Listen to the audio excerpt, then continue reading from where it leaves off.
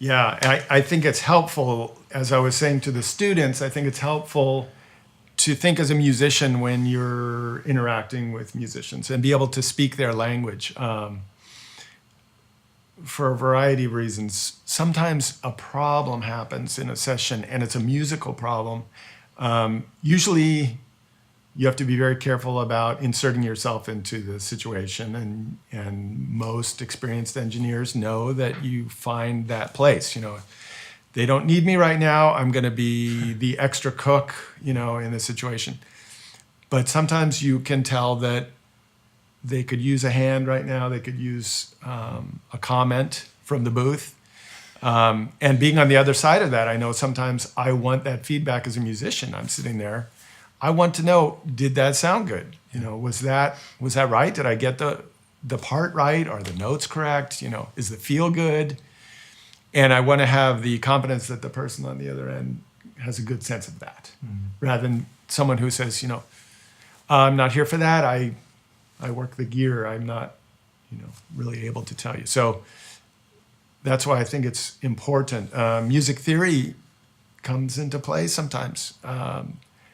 The piano player is consistently playing the wrong chord in bar 7. Do you guys care? Maybe you don't care, but it's happening. And if there's going to be overdubs later, a singer's coming in, and they're going to have to sing against that, that's going to be a problem, that kind of thing. Yeah. You don't need theory to do these kinds of things. If you have a good ear, you can do it too. But I think, for me, music in general is a combination of having a great ear, as good an ear as you can have, and then as much understanding on a theoretical level as possible. Then you can communicate in a clear way what you're hearing. So there's that quality, I think, of a great engineer in a session where they're kind of, they become invisible because they already know what's coming. They can anticipate the needs of the musician. And you actually do that really well.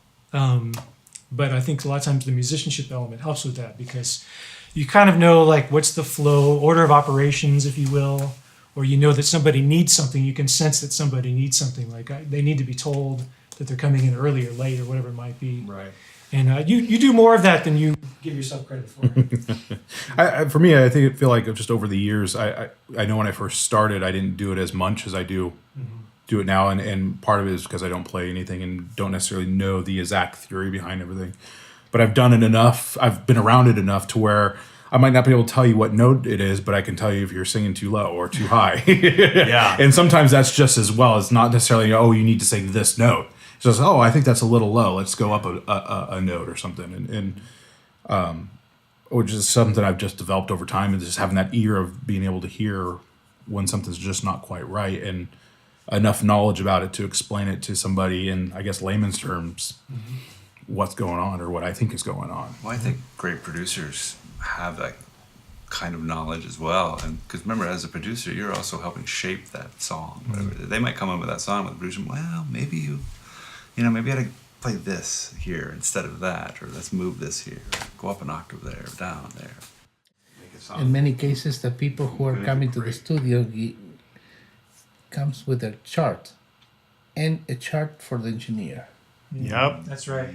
And if you look at that and go, I don't know what to do with this, that's not so great. Yeah. That's when it comes very handy. Great, So thank you. Awesome. They tell you measures such where that chord, such and such and such thing.